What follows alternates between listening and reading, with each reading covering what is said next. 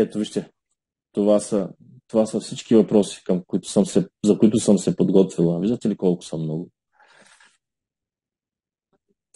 И така, вижте, ако клиент използва гелови флюоризати, кога трябва да включим продуктите от новите линии и следва ли допълнително да се приема йод или други препарати. Ако клиента редовно употребява нашите продукти, то той просто трябва да включва, когато излезат продуктите, плавно може да ги включва. Всичко е много последователно и логично. Той просто включва допълнително от линията вертералат, това, което му е необходимо за неговото състояние, както той мисли, да, разбира се, да. И следва ли допълнително да се приема йод или други препарати?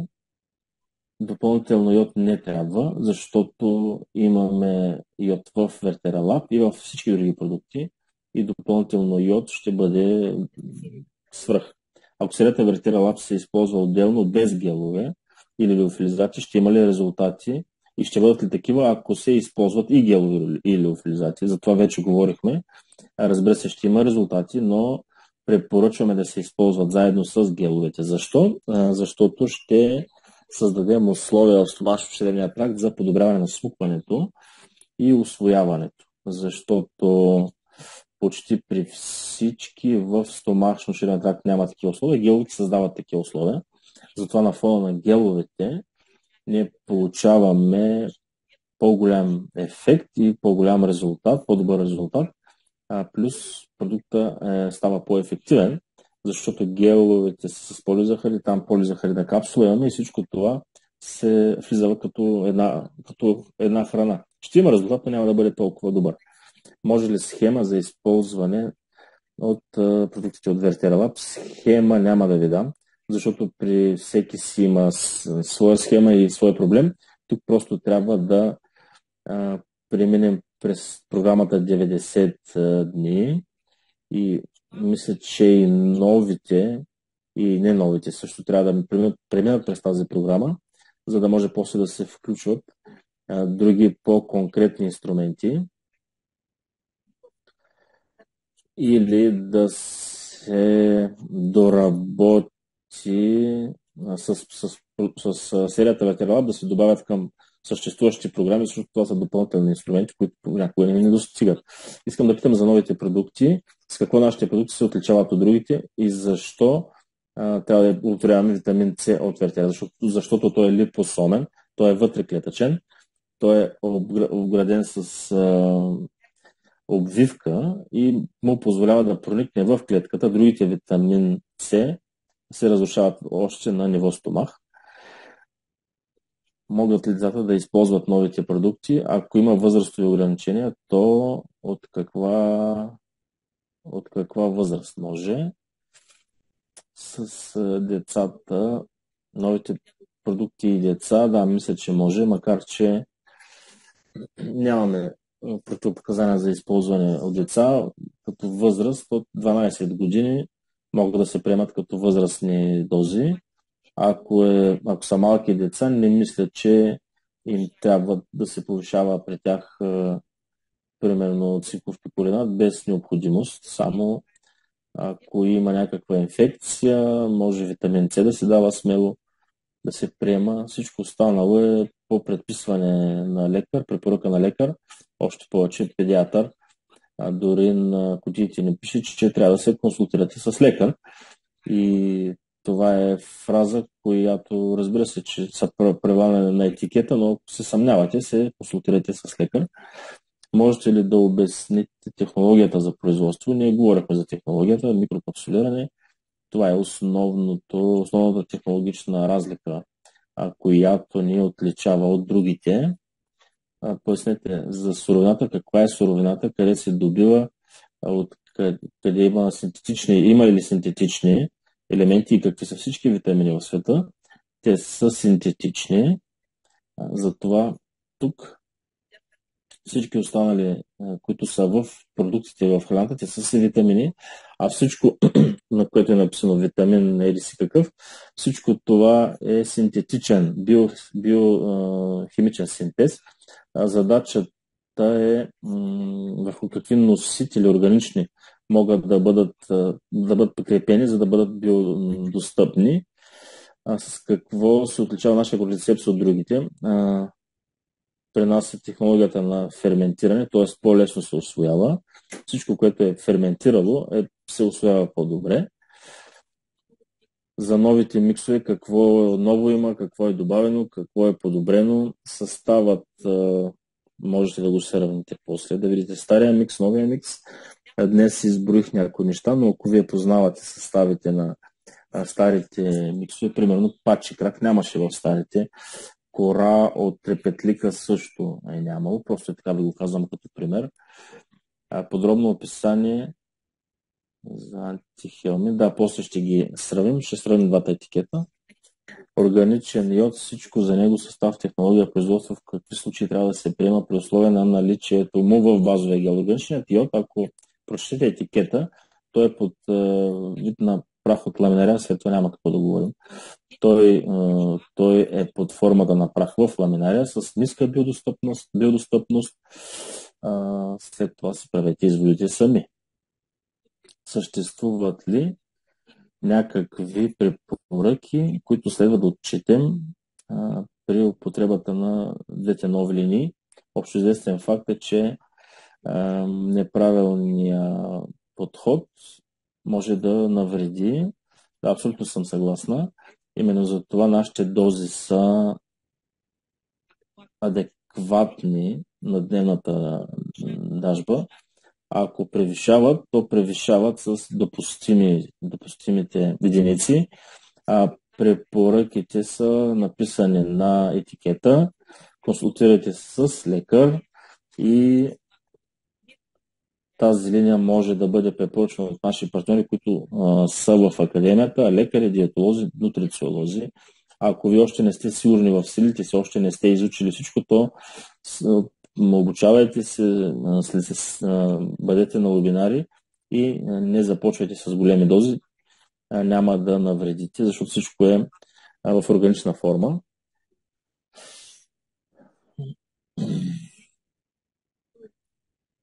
Интересуваме препоръчваната доза дневна на витамин D и трябва ли да се правим изследвания, тъй като това е хормон.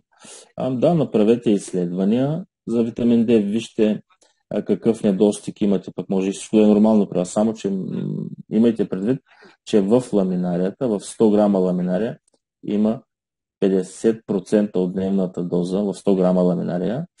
Затова също и това трябва да се разбира, да се отчете при подбора на някакви дози, за да няма предозиране. Кои от новите продукти подхождат за диабетици с проблеми с бъбреците. Ние не говорим тук за лечение, повтарям, и за някакви диагнози. Ние сега работим с здрави хора. Ако човек е болен, то той си преминава през лекуващия лекар, но при диабетици с болни бъбреци хром може по повод на витамин D, ако бъбреците са проблемни, трябва да се консултира с лекар, но това са по-дълбоки такива консултации. Сега няма да го говорим, къде може да прочетем подробно за състава и начина на употреба на новите продукти. Къде на тези слайдове мисля, че ще бъдат в дадени на партньорите. На тези слайдове има състави. Така, това са въпросите, които дойдоха от България. От България. Сега ще пусна и вашите. Може ли да се приемат за временен витамин D? Какво е пиколинат? Това е органична форма. Цинкът е закрепен към това. Органична форма. Така, пускам вашите въпроси.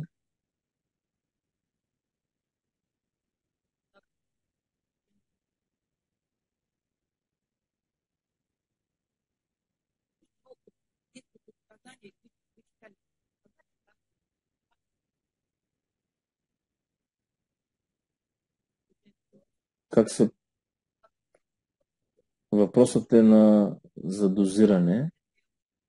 Ако човек е с безсъние, то баланс микс еднозначно трябва и е нужно, защото билките, които са в него, не могат да навредят катастрофално на човек. Всички билки ви ги изброих. Ако се притеснявате, изяжте една таблетка и ще видите. Нел Христо малко ще преработя въпроса. Не трябва да четем конкретно етикета. Винаги имаме някои конкретни неща, свързани с възраст, анамнеза и така нататък. Опитайте една таблетка.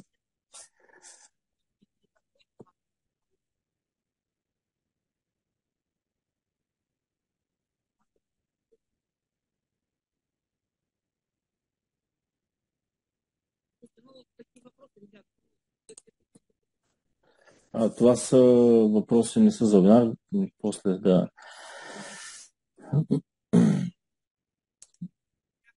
Сега говорим за новите продукти, за новата линия. Така, пускаме на Нел въпроса. Доколко трябва да внимаваме с противопоказанията? Ето антихелмин, примерно при кръвотечение. Това е важно при хемофилия. При хемофилия много неща не трябват. Заболявания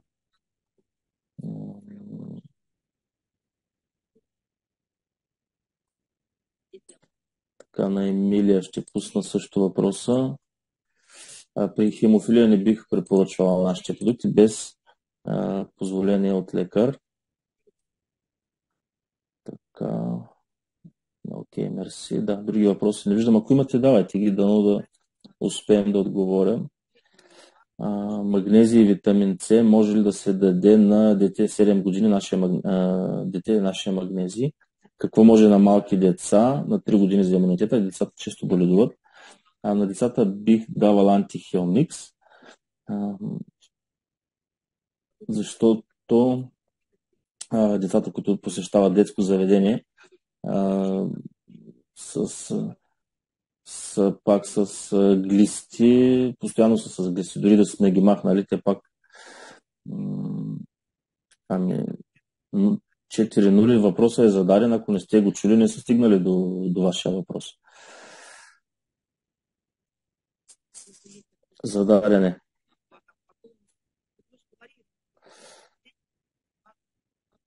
Говорили сме при кои състояния е нужен магнезий. Ако просто е така, за да го има, не се прави така. Ние препоръчваме линията Verteralab само от студенти от академията, лекари, нутрициолози, диетолози. Сега, ако искаме нещо за себе си, за детето, дали може за това или при такива състояния, хайде да се придържаме към правилата, че ще се консултираме с лекари, поне да се консултираме с лекари, като студенти все още не сме толкова обучени.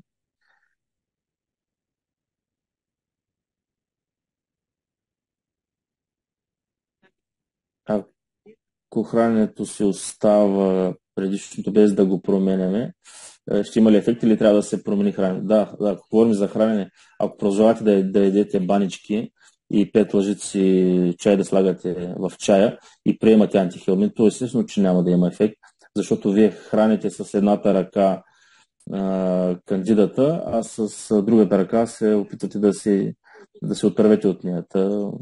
Как да стане? Желязо ниско ниво. С какво да започнем? Трябва да видим киселиността в стомаха. Просто трябва да разберем защо са ниски нивата на желязо, дали има скрити кръвотечения, стомах, черва, дали всичко се усвоява и чак след това да работим с желязото, защото желязото, прекаляване с желязо също е опасно. Има много моменти, защо говорим, че нашите продукти от Verteralab и Vertera Beauty Secret трябва да се приемат заедно с геловете, защото гелът регулира работата на стомашно-червения тракт, подобрява киселеността на стомаха, самия той работи с паразитите, базовия гел, и подобрява моториката на червата, на жлъчните пътища, подобрява почистването, премахва пропускливостта, повишената пропускливост, много добре работи с нея, почиства власинките и създава всички условия, при които много добре ще се усвоява всичко, което после вкарвате. За това приемайте заедно с келоти, това ще бъде в пъти по-добре като усвояване и с по-малки дози ще се справяте, защото няма да има загуба. Колко едновременно нови продукти е нужно да се приемат и дали се съчетават един с друг. Това е също съчетаване на микроелементи, това също е отделна тема. Желязо с калций не се съчетава. Те се конкурират за всмукване. Има микроелементи, които се конкурират при всмукване и които не се съчетават, които са в антагонизъм. За това да се приема с шепи добавки, това означава да не се обичате и да не се уважавате.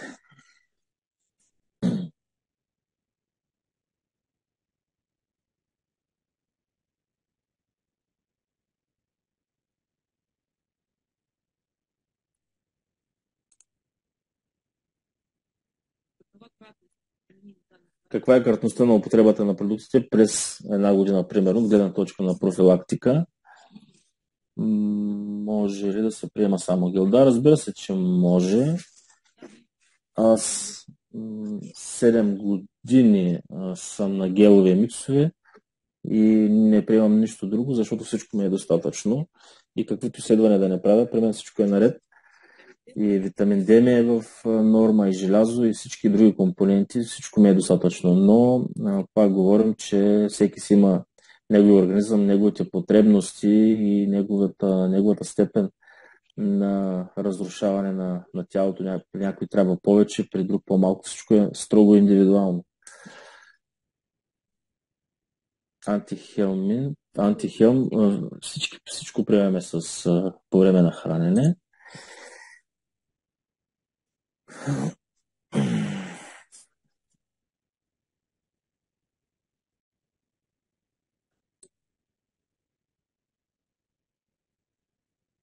Мисля, че и комплекс за бъбреци също компанията ще направи.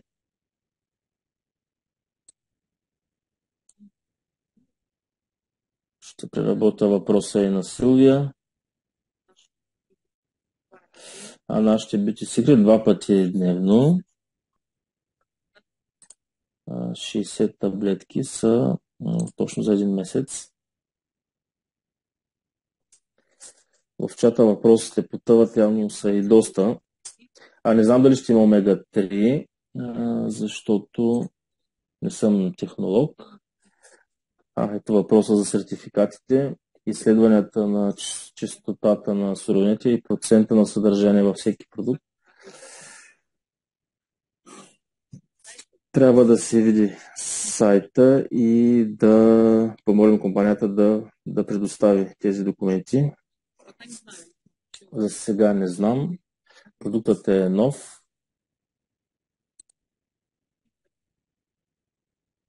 За съжаление, лекарите не показват откъде има недостиг на желязо.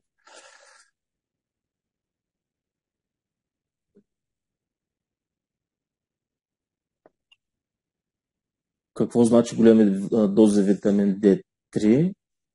360 единици има в нашия продукт, а големи дози са тези, които се препоръчват и 1000 единици, и 5000, и 10 000 единици се препоръчват, но това са големи дози.